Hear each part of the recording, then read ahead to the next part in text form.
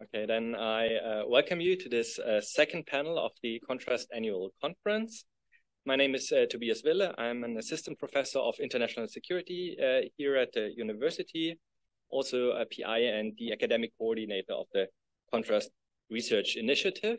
We have three great panelists whom I'll introduce in a second, who will talk about such seemingly distant topics as IT security, police violence, and how the so-called Islamic State governed territory in northern Iraq. And so I think some explanation might be actually necessary why we think that these topics actually are related and speak to one larger concern, and I'll try to do this briefly. So as you all know, at the ConTrust project, we are interested and try to understand how trust can be generated even within manifest social conflicts. And a number of us working together in this research area, which has the number 4, which is not relevant here, are particularly interested in issues of security politics and how they relate to dynamics of trust and conflict. And so, of course, security is a rather elusive concept, but in the project, we quite broadly understand it as a state in which certain important values, such as life, basic rights, but also critical infrastructures that underpin social and economic activities are protected. And in modern societies, complex systems of security, which is the title of our panel, protect these values. But these systems, they can never be perfect, amongst other reasons, because of technical limitations, but also because of the creativity of adversaries and kind of hostile actors. And so people actually need to trust these systems, and they also need to trust within these systems that regular life can continue uninhibited. And so at this, on this panel, we want to explore how these imperfect systems can still sustain trust, but also what happens when this trust is challenged in conflicts, and even what happens when these systems fail altogether, and so their lacking trustworthiness becomes obvious. I'd also like to thank Indra Spiker, who actually conceived of this panel and put it together. She is on a sabbatical currently in Brazil, I think, and so she can't chair the panel herself, and so it's now my honor and pleasure to be the moderator tonight. We will hear these three presentations, but before we start, I will briefly introduce our speakers. Simone Fischer-Hübner is professor at the Faculty of Computer Science at Karlstad University in Sweden and a well-known expert on IT security. She holds a PhD as well as a habilitation from the University of Hamburg and has widely published on IT security and privacy. She's involved in a number of research projects funded by the European Research Council and other funding agencies, amongst them the project Cybersecurity for Europe and Trust and Empowerment in Digital Services. She is the Swedish representative for the International Federation for Information Processing on the Technical Committee number 11 for Information Security and Privacy, as well as the vice chair of this committee. She's also a member of the Swedish Civil Contingency Agency Cybersecurity Advisory Board, and she received the IFIP Silver Core Award in 2001, the IFIP William Winsborough Award in 2016, and an honorary doctorate from Chalmers University of Technology in 2021. Then the second presenter on this panel will be Tobias Singelnstein, who is professor of criminology and criminal law at the Faculty of Law here at Goethe University, Frankfurt. He's a PI of the ConTrust Research Initiative and the spokesperson of its working group on trust and coercion. And before coming to Frankfurt, Tobias held the chair of criminology at Ruhr University Bochum and the junior professorship for criminal law and criminal procedure at Freie University Berlin, where he also completed his habilitation. Tobias Singelnstein's work focuses on the one hand on criminology. In this field, he conducts research on topics such as social control in society, police and judiciary, and security studies. And on the other hand, he's active in the field of criminal law and criminal procedure, where he studies criminal investigative measures and the law of evidence, data processing in criminal proceedings, as well as digitalization and criminal law. Among his many publications is Gewalt im Amt, übermäßige polizeiliche Gewaltanwendung und ihre Aufarbeitung. So a book on police violence and its consequences, which I guess is particularly relevant also to the talk he's going to give today, which is co-authored with Leila Abdulrahman, Hanna Espin-Grau, and Luise Klaus, and just appeared with Campus. And then the third speaker on our panel is Hanna Pfeifer, who's an assistant professor of political science with a focus on radicalization and violence research at Goethe University Frankfurt and the Peace Research Institute Frankfurt, where she heads the research group on terrorism.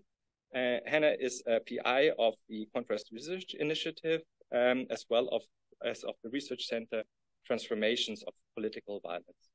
Before coming to Frankfurt in 2020, Hanna was a research associate at Helmut Schmidt University in Hamburg, where she also obtained her PhD in 2017.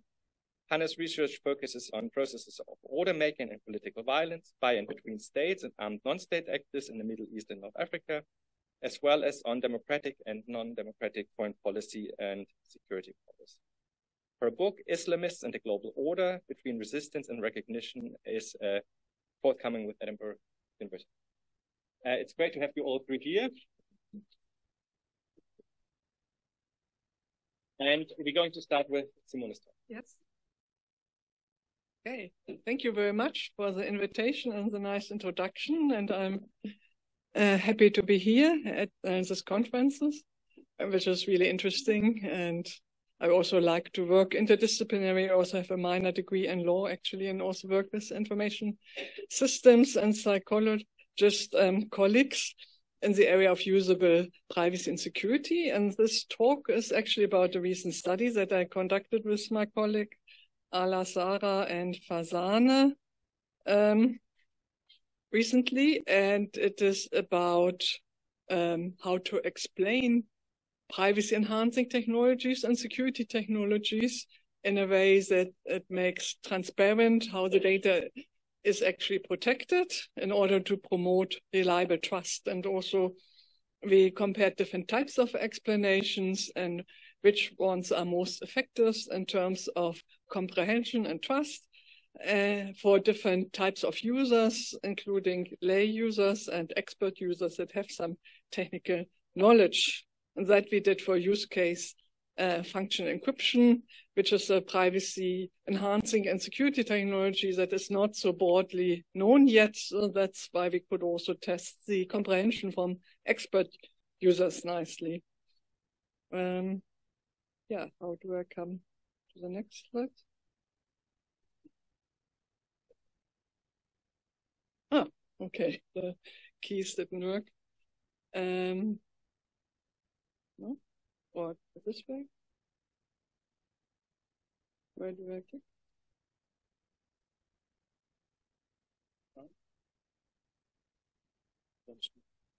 Oh, no. Gar nicht.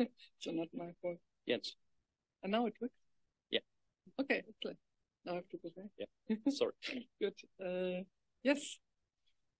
So it's about usable privacy and transparency for use cases in the area of data analytics.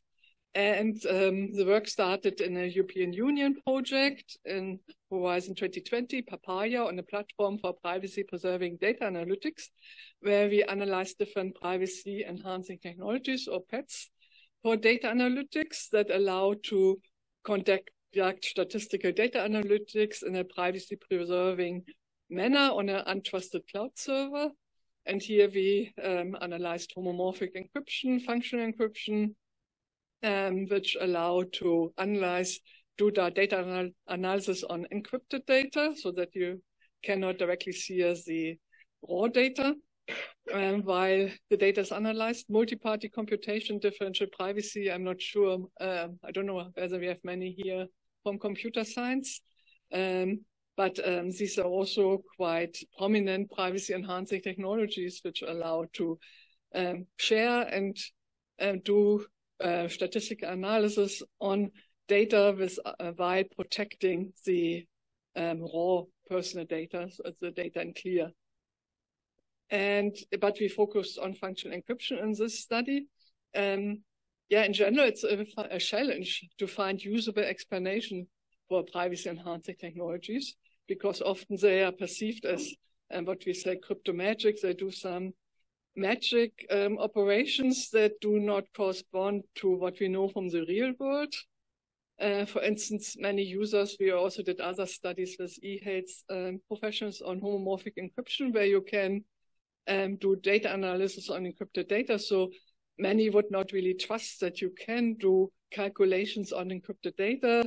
They would then think that the data is only encrypted while on transit, while it is sent to a cloud server, but while it is processed as a cloud server, it would be decrypted for the analysis, and later the result would be again encrypted. So it's not intuitive that you can do calculations on encrypted data.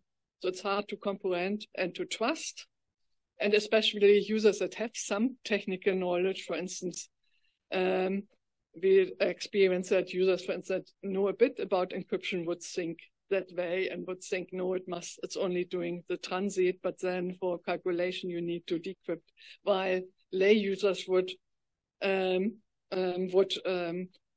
rather trust the claim that it is possible, because, so it could be even that people with some technical knowledge have even more misconceptions than non-technical users.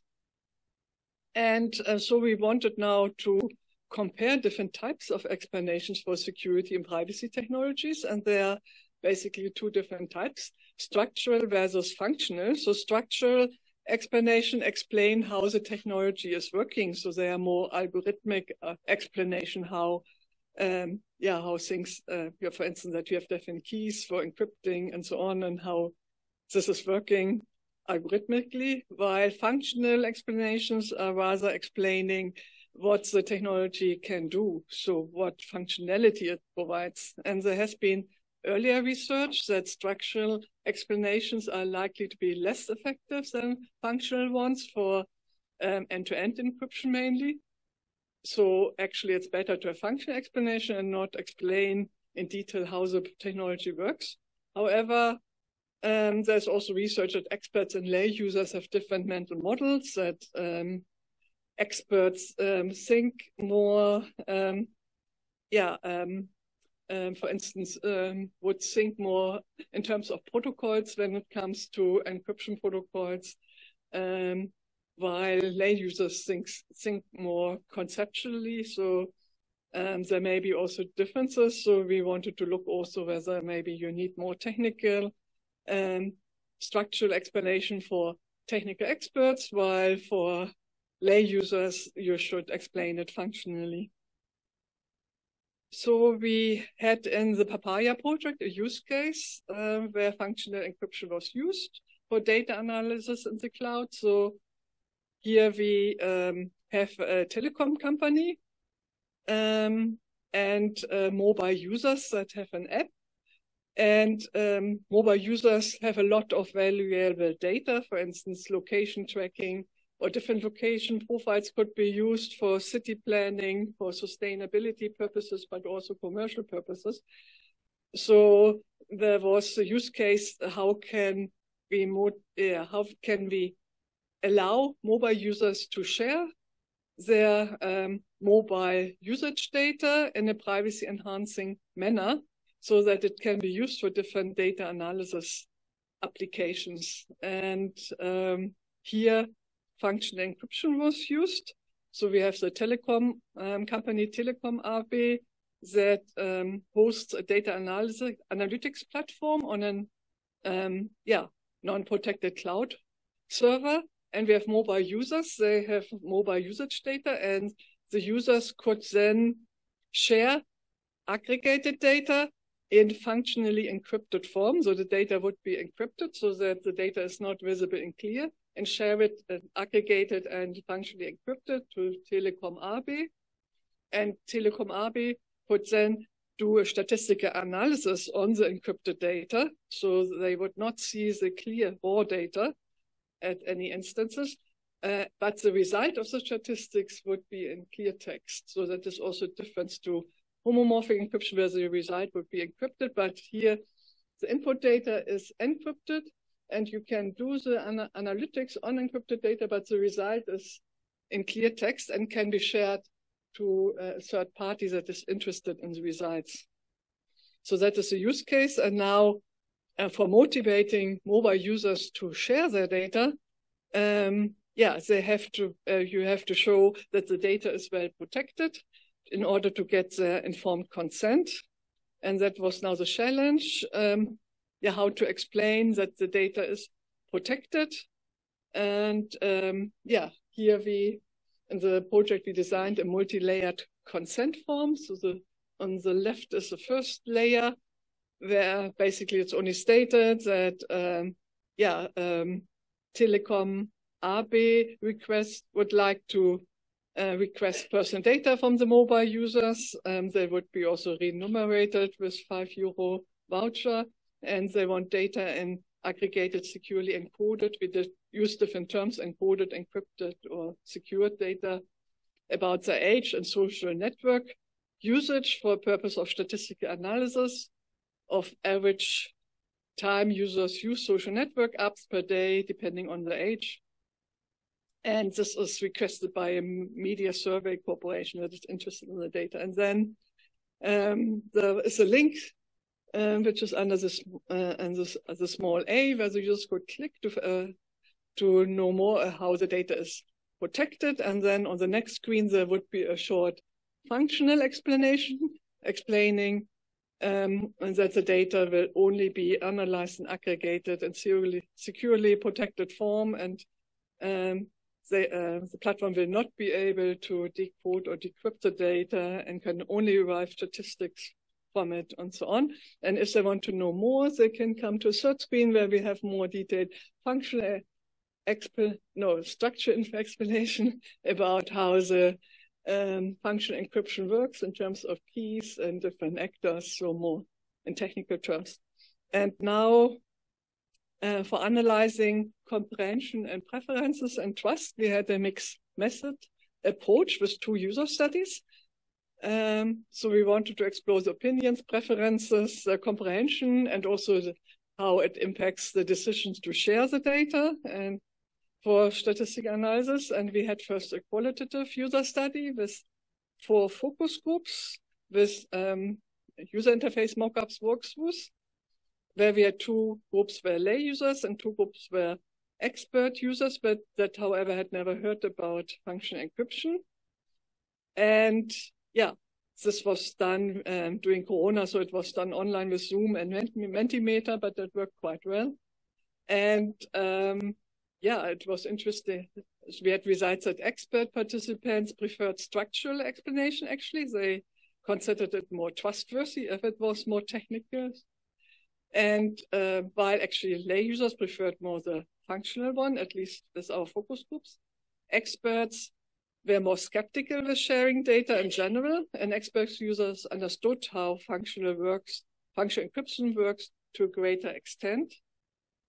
However, in the focus groups, they were confronted with both explanations, so we could not really know what really contributed to the understanding, whether it was the functional or the structural, but at least they claimed that the structural was much better understandable.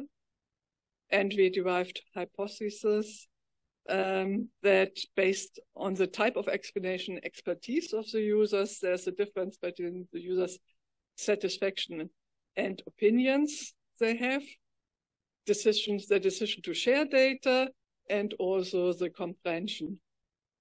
And in a second study, we then tested with an online survey, the actual comprehension of lay users and expert users for structure, so more technical explanation and function explanation. So we used the study platform Prolific, where we recruited 347 experts and 370 lay users, and half of the experts were shown and the lay users were shown or confronted with a functional explanation, and the other half as a structural one.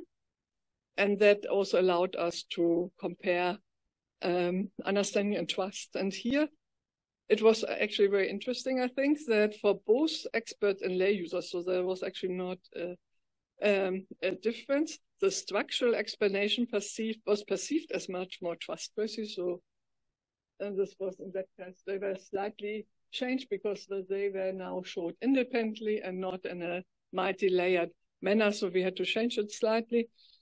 So on the right side, you have the structural, and this was perceived as more trustworthy, convincing, helpful for decision-making, and understandable. So both experts and lay users thought that the structural, more technical one is more understandable and trustworthy.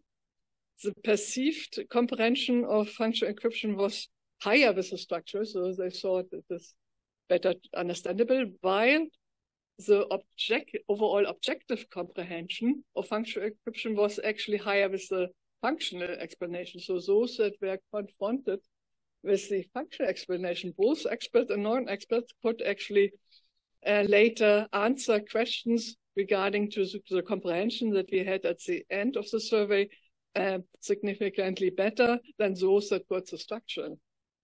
So this means that if you present users with a structural, more technical, algorithmic explanation, this looks much more trustworthy and satisfying, and they think they understand it, while in fact they would understand a short text with a functional encryption much better.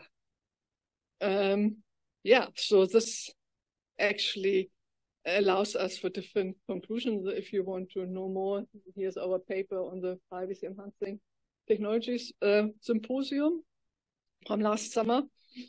Yeah, so focus. So we have to focus on functional explanation for achieving comprehensibility. So if you want users to understand the explanation how security and privacy technology work, we should provide functional explanations. But if we want to establish trust, we need also structural ones. So actually, we had similar results in another study we did with e-health professionals on homomorphic encryption there. We showed as a functional explanation the result from a data protection impact assessment, how risks can be decreased if homomorphic encryption are used. So what is the functionality that you can achieve? And users actually liked it, but they also wanted still to have a look to more detailed technical description, even look at the cryptographic papers. So they would still like to have access to really verify or understand how it's working. So for consent forms, we should also have multi-layered policies, where on a higher level you have the functional explanation, as we had in our mock-ups, while there's still a link for a complementing structural one that could help to achieve trust.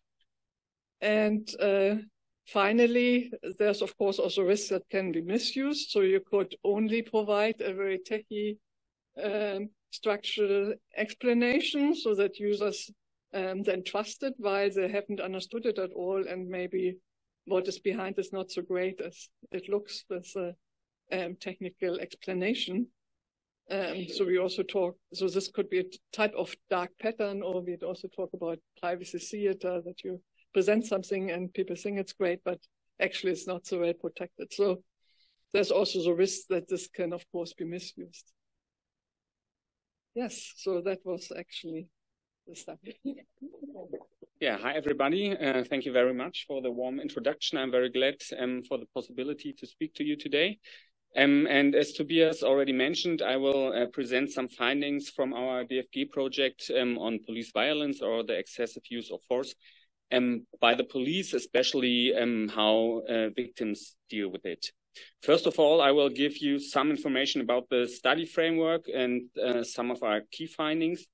And then I would like to look at the public prosecution of police violence in Germany and present some of our findings concerning structural problems during these proceedings we could identify with our study.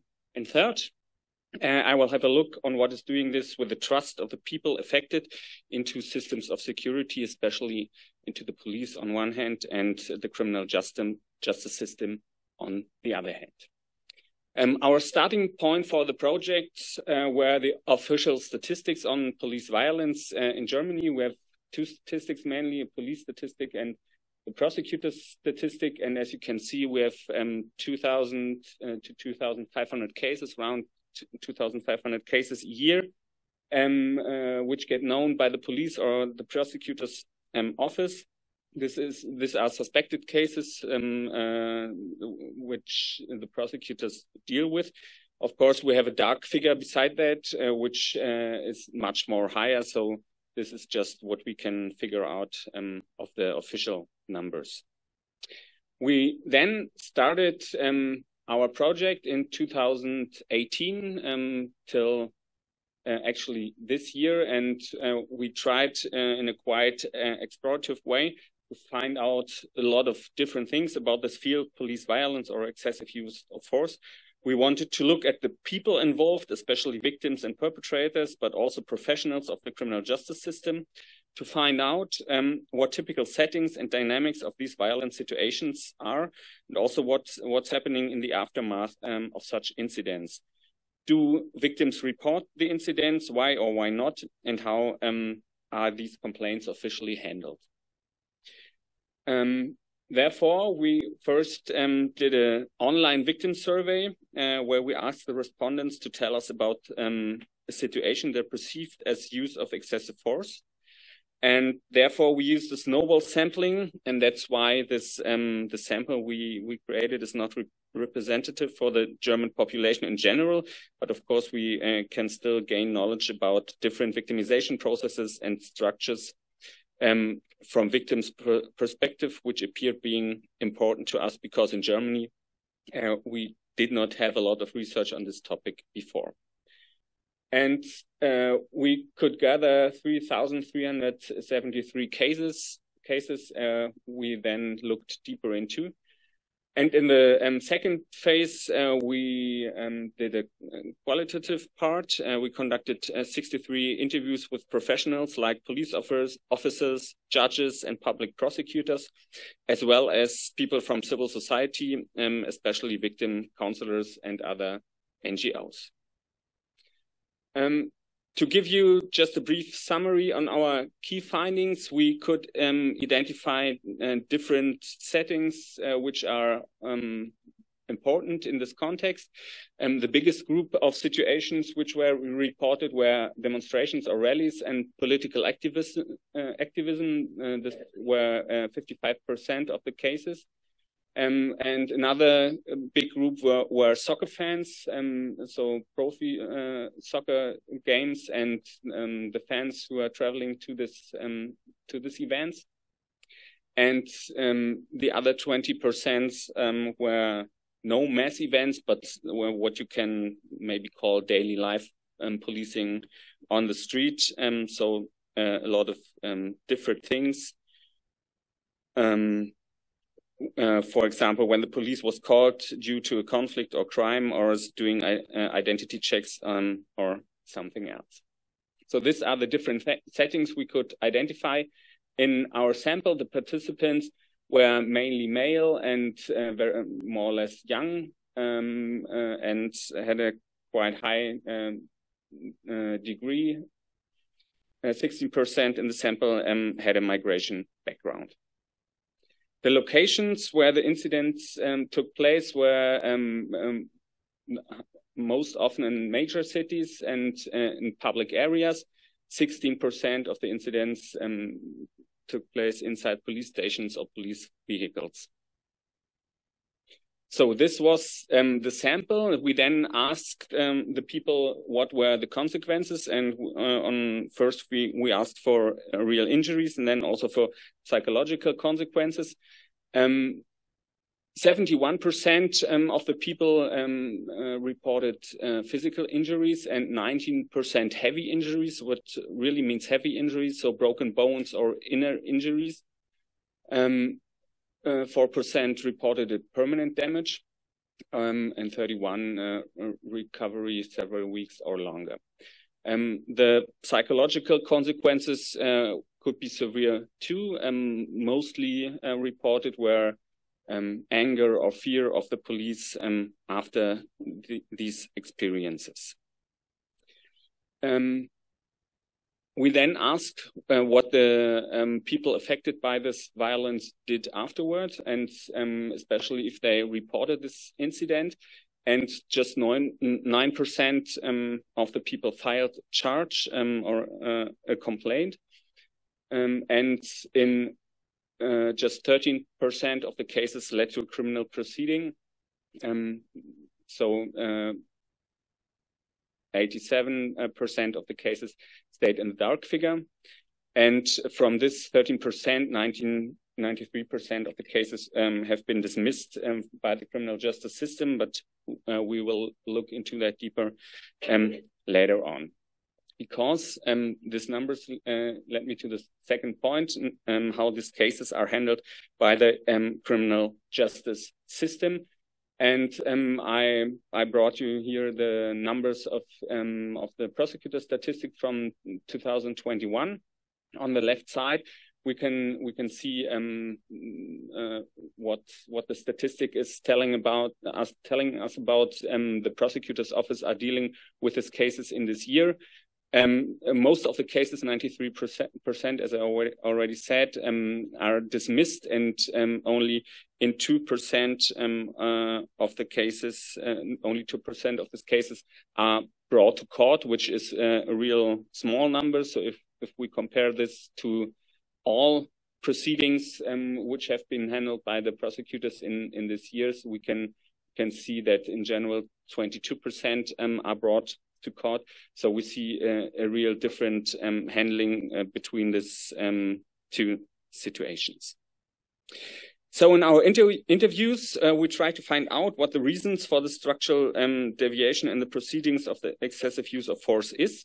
And of course, it's a bunch of reasons, and I just want to pick some of it out and show you with some quotes from our interviews. First of all, what was said by a lot of interviews was that the institutional framework in the criminal justice system is in general requires a very close cooperation between police and prosecution.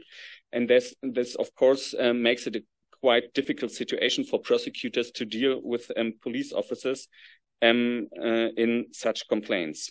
For example, one prosecutor told us, "We as prosecutors cannot do all investigations on our own, but we are dependent on a good cooperation with the police you do not want to risk.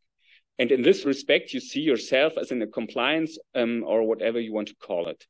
There's a lack of distance, of necessary distance."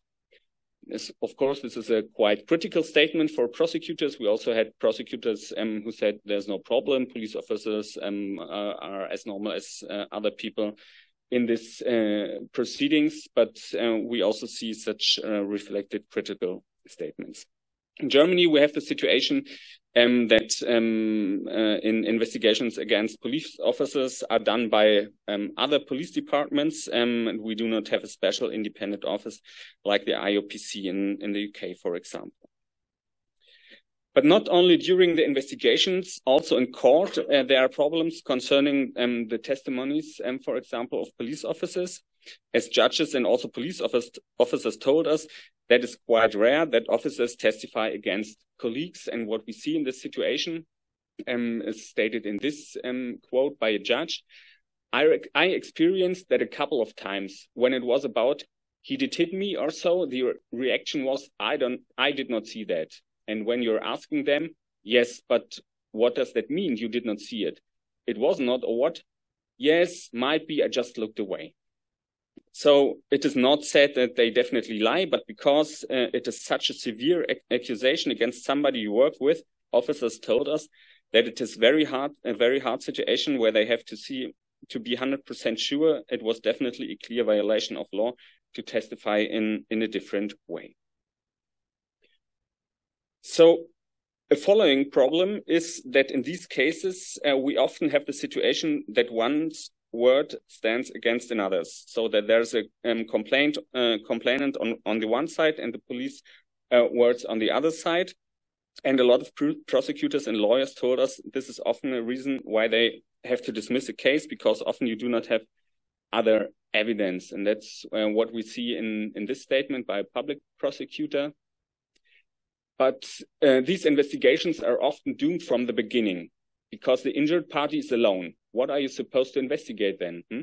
You could interrogate all the police officers who have been inside that room and they will tell you, yes, there was nothing, or he did attack us. Well, compared to other investigations, this is not a lot of work, but just from the beginning, it is often hopeless, because there's an underlying tendency inside the police not to testify against the colleagues. And this brings me to the question of credibility of different witnesses in court, or also in the proceeding before. Here, a lawyer is talking about the difference which is made in credibility of police officers on one hand and victims of excessive use of force on the other hand.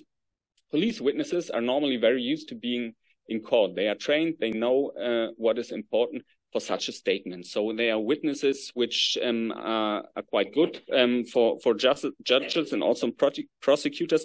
They know what they have to say and how they have to say it. That means that the experience of police officers make them credible in front of prosecutors or court. And on the other hand, what lawyers or victim counselors told us, the reverse is true for victims whose credibility is often seen as a low one.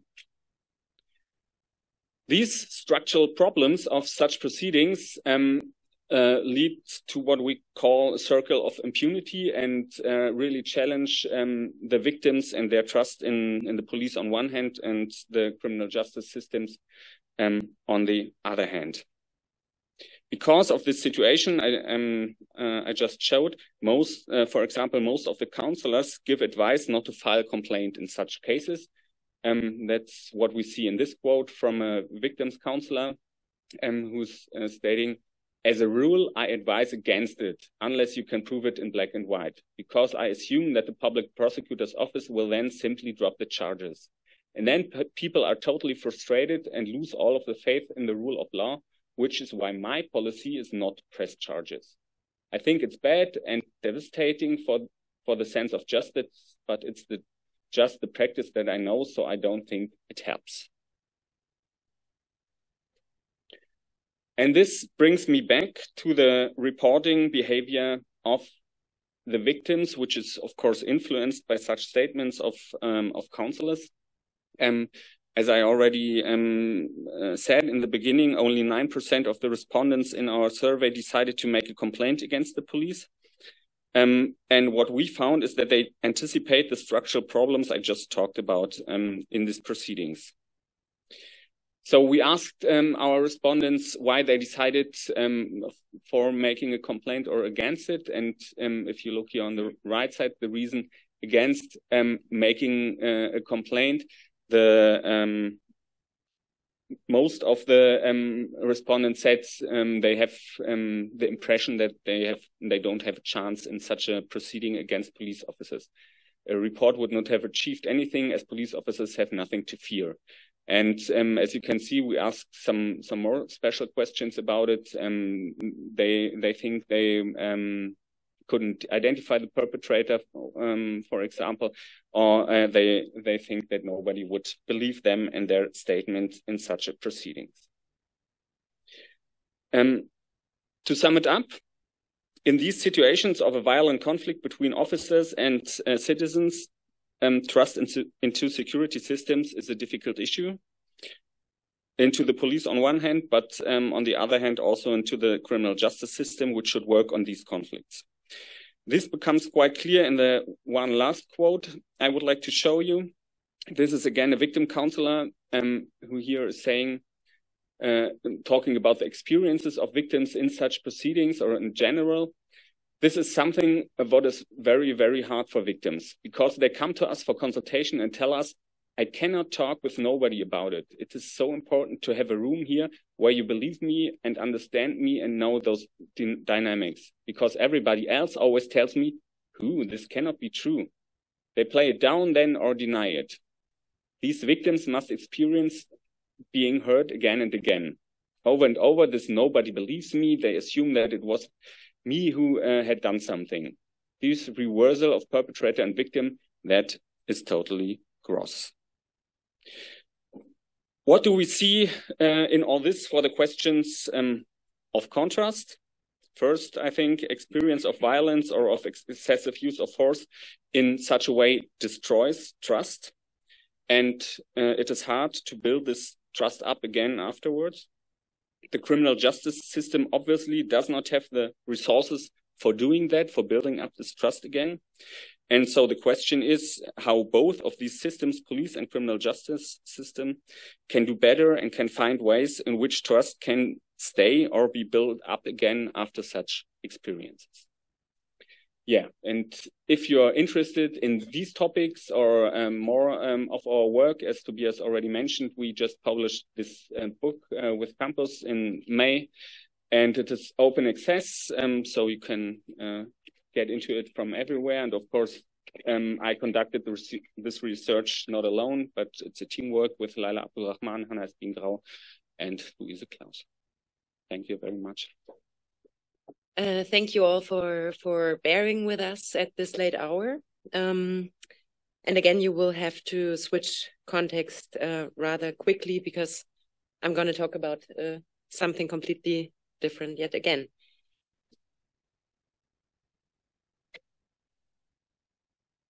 So people living in Syria and Iraq found themselves in a situation of what Irene Weipert-Fenner, who's also there, and I would call extreme uncertainty in 2014 when ISIS rapidly expanded and captured Syrian and Iraqi territory of the size of the United Kingdom.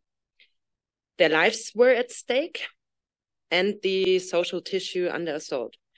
What was more, however, certainty of whom to trust or how to find out whom to trust temporarily disappeared. As Omar Mohammed, a famous blogger out of Mosul under ISIS rule, put it in his golden rule, trust no one, document everything. I actually recommend the archives of this blog to anyone interested in ISIS. Omar Mohammed actually posted regularly from different phases of the capturing of the city of Mosul and later its liberation. This vacuum of trust was, on the one hand, co-created by ISIS's brutal takeover of larger parts of Iraq and Syria.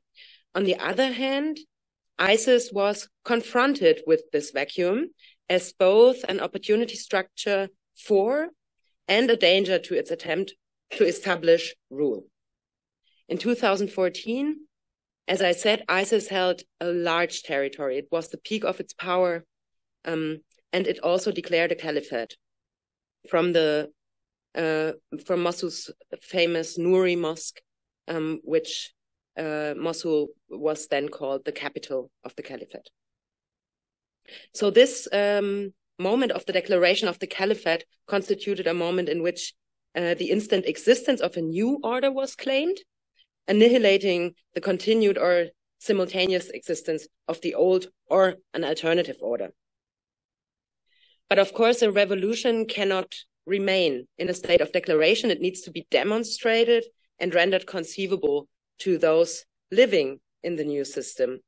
Old stocks and bodies of knowledge must be devalued and distrust be sown towards authorities of the past. Simultaneously, the new ruler's own authority must be credibly performed so as to gain the trust of those who are to be governed. So, is this an empty slide? No. So yes, rebels destroy and kill and sometimes commit horrible acts of terrorism and transgressive violence. However, 30% of them also start governing the civilians who live in their territories and are under their control. So from an instrumentalist perspective, it is cheaper for some rebels to organize public life and to provide goods and services to the population. If they do not, and people can no longer organize their daily life, they risk rebellion against the rebels. And coercion is actually very costly. So some groups try to gain civilian support and, well, trust. The first concern of rebels is to organize external security against the military adversary and internal security, that is law and order. Security is thus the first public good that rebels provide and for which they need to gain trust. Otherwise, again, civilians might turn against the rebels and open another front for them. So there is this instrumentalist calculus, but ISIS pursued a much more ambitious governance project.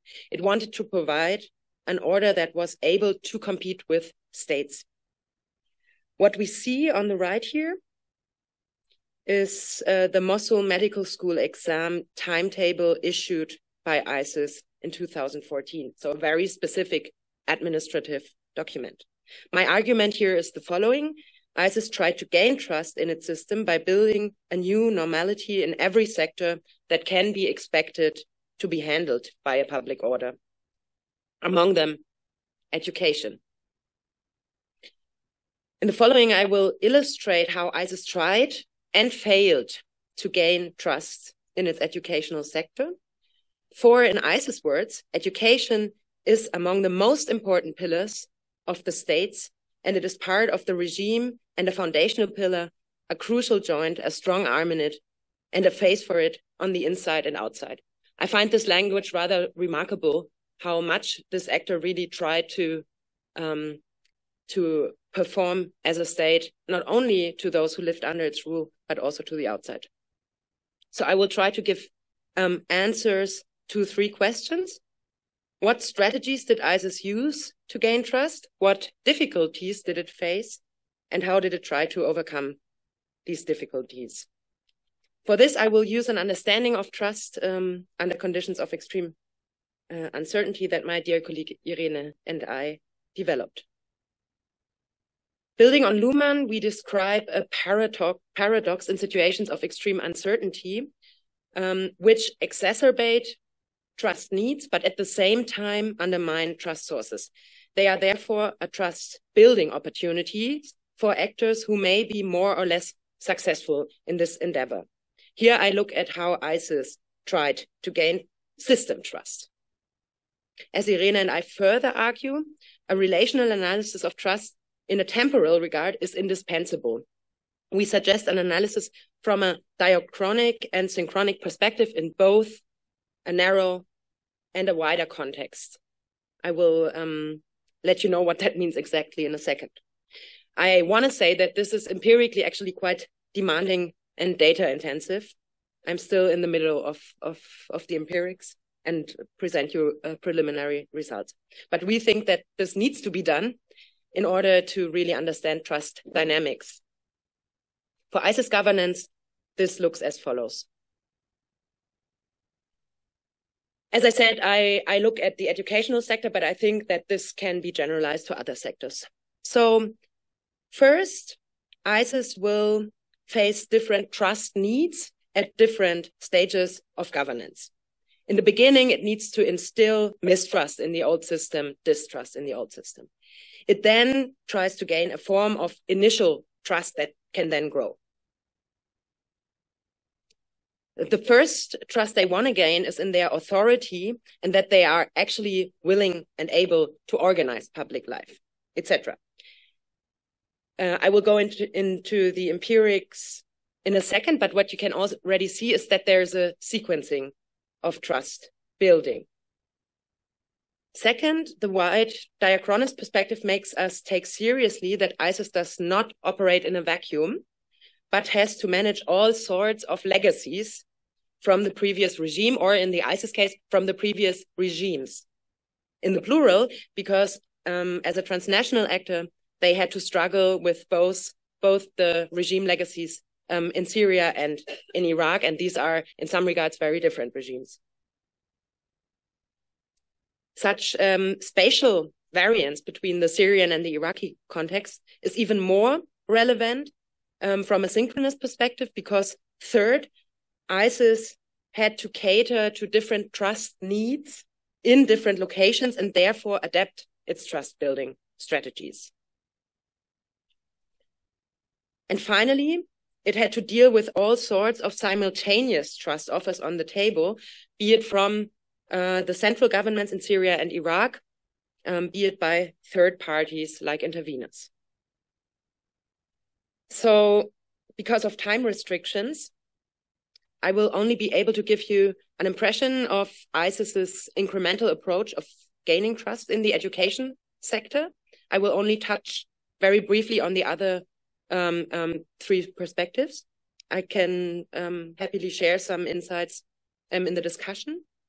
And my analysis builds on interviews in Iraq, on ICES documents and school books, as well as on secondary analysis of data used and produced by other colleagues, especially Asef, Avise, and Guider. So how did ICES proceed in its trust-building attempts in the educational sector in Mosul? So ICES first needed to interrupt the running system and mark its end. Schools were shut down initially, and the few schools that were still running were handed oral instructions on how to teach religion and what subjects to cancel.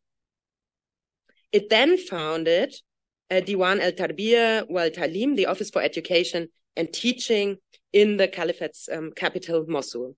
It was actually one of the first ministries ICES created, again, demonstrating how much importance the group actually accords to primary and intermediate education in particular.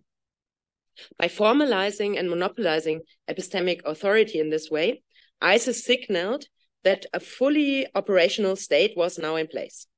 Abu Bakr al-Baghdadi assigned the German Dhu al-Qarnayn, which is the nom de guerre for Rida Seyam, as the Minister of Education. And this minister then continued to create further institutions, so a differentiated institution, including, for instance, a directorate for curricula or curriculum affairs. Third, the transition phase needed to be managed. If you want to put a new system in place, many things need to be changed. So there is a transition phase. At the same time, ICES needed to design the pillars of the new system. So ICES actually officially declared a transition phase in education. And while it sort of gave this transition phase the air of a formal and orderly process, it often seems to have consisted of the formalization of informal directions, as well as quick fixes and trial and error by ICES administrators and teachers alike. For instance, there are reports on foreign teachers who sympathized with ICES and used one or two Saudi religious books, which when ICES found out about that, they immediately canceled and banned these books because they were not sufficiently pure for their purification agenda. For the new system, the ministry's main concern was the time and resource demanding process of developing new school books.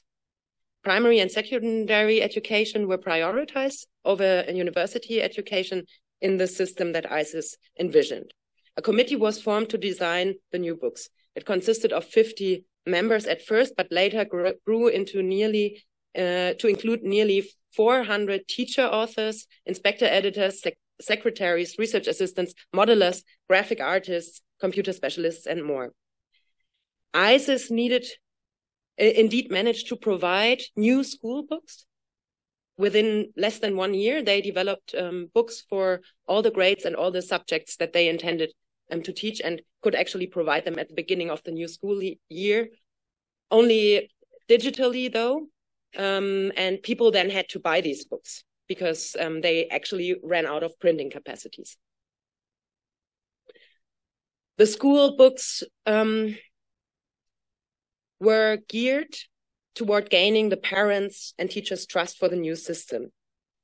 The group claimed that their system was based on sound science and pedagogy, while describing it as modest, progressive, and simplified, and basically comparable to the system of any other country, as explicitly stated in the introduction of the textbooks.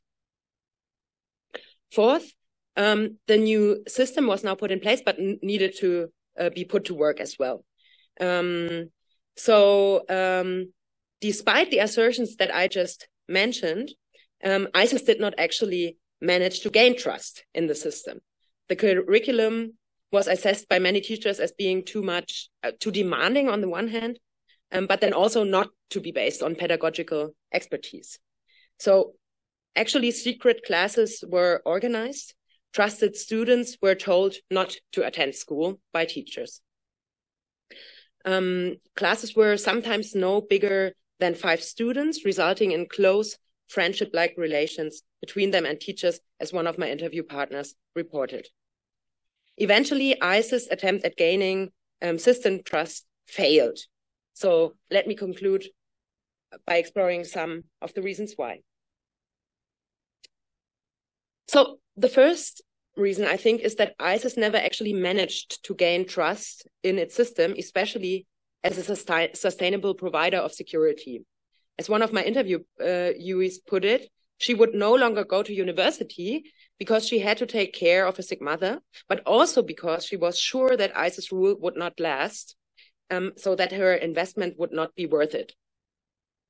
So she would stay at home. Second, many parents did not trust that the new curricula taught under ICES were any good. And this was a reason not to send children to school. So ICES actually had a very hard time dealing with this reluctance to send children to school, and they tried to use coercion, which I think shows that there was no trust.